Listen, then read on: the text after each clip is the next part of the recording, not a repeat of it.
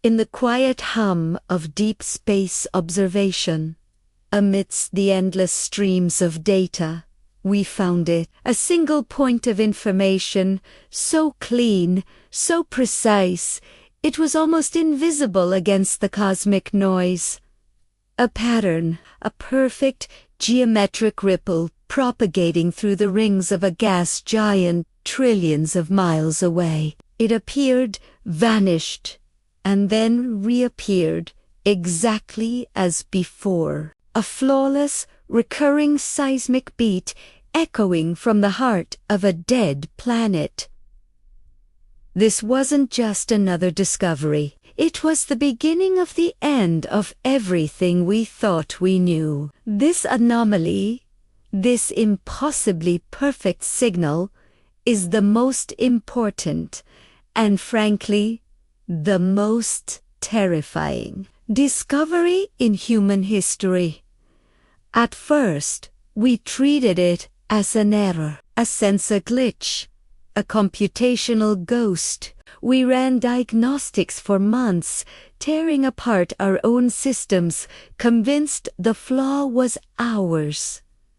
But the signal remained. It was real. We pointed every instrument we had at it, from radio telescopes to gravitational wave observatories. The results that came back were not just contradictory, they were impossible. The ripple in the planetary rings, for instance, moved in a way that defied the laws of orbital mechanics. The seismic beat from the dead world produced more energy than the planet could possibly contain. It was a clear, unambiguous violation of the conservation of energy. The data suggested a structure, a source, but its properties were nonsensical. Its gravitational lensing effect implied a mass greater than its host galaxy, yet its physical footprint was smaller than a city block. It seemed to occupy multiple points in spacetime simultaneously,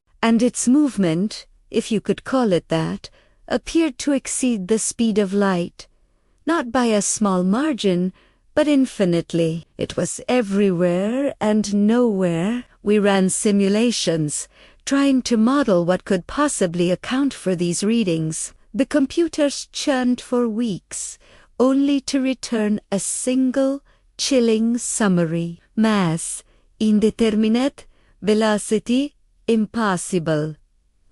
Composition, unknown. Origin, paradoxico. The very language of physics failed us. Our science, our understanding of the universe, was a child's drawing next to this thing. The existential dread began to creep in. We were not just observing something new. We were observing something that told us our entire reality was a lie. The horror deepened when we considered the alternative. What if this wasn't a natural phenomenon at all? What if it was artificial? The precision, the repetition, the sheer disregard for the fundamental constants of our universe, it all pointed toward intelligence. But an intelligence so far beyond our own that it operated on a plane of existence we could uneven conceptualize. We shifted our focus from physics to communication. Was it a message? We applied every decryption algorithm ever devised, from simple frequency analysis to quantum entanglement decoding. For years, there was nothing but static. A symphony of chaos. Then, a breakthrough. One of our cryptographers, working on a hunch, stopped trying to find a complex code. Instead, she treated the anomaly itself, the raw physics-breaking data, as the message. She theorized that the signal wasn't carrying information. The signal was the information. By analyzing the recursive patterns in the energy violations, a phrase began to emerge. It wasn't in any human language, of course. It was a concept, translated through the cold, hard logic of mathematics. A single, directive thought, resonating across the void. It wasn't a greeting. It wasn't a warning. It was a status update, a cold, impersonal statement of fact, echoing from the deep. The structure requires completion. There was no negotiation, no acknowledgement of our existence. It was like a construction foreman's note left on a cosmic blueprint. We were nothing.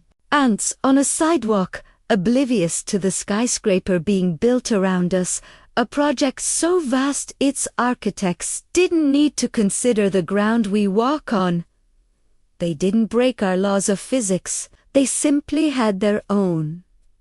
And their laws superseded ours. The philosophical fallout was immediate and catastrophic. Science, from Newton to Einstein, was built on a single core assumption that the laws of nature are universal and constant, that the universe, while complex, is ultimately knowable.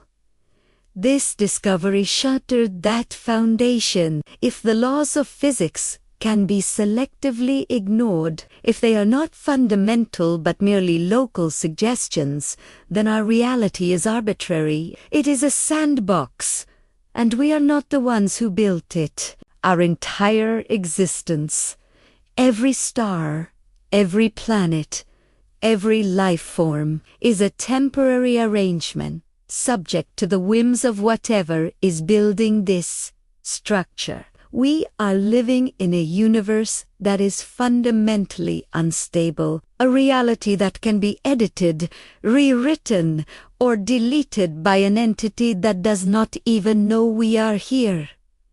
The end of physics is not a new theory. It is the realization that there are no theories. There is only the will of that which lies outside our comprehension, a force that operates on a scale so grand it makes God seem small. And so we are left with a single, unanswerable question. As we watch this anomaly continue its work, reshaping the cosmos according to a logic we will never understand, we have it to ask. What happens when the structure is complete?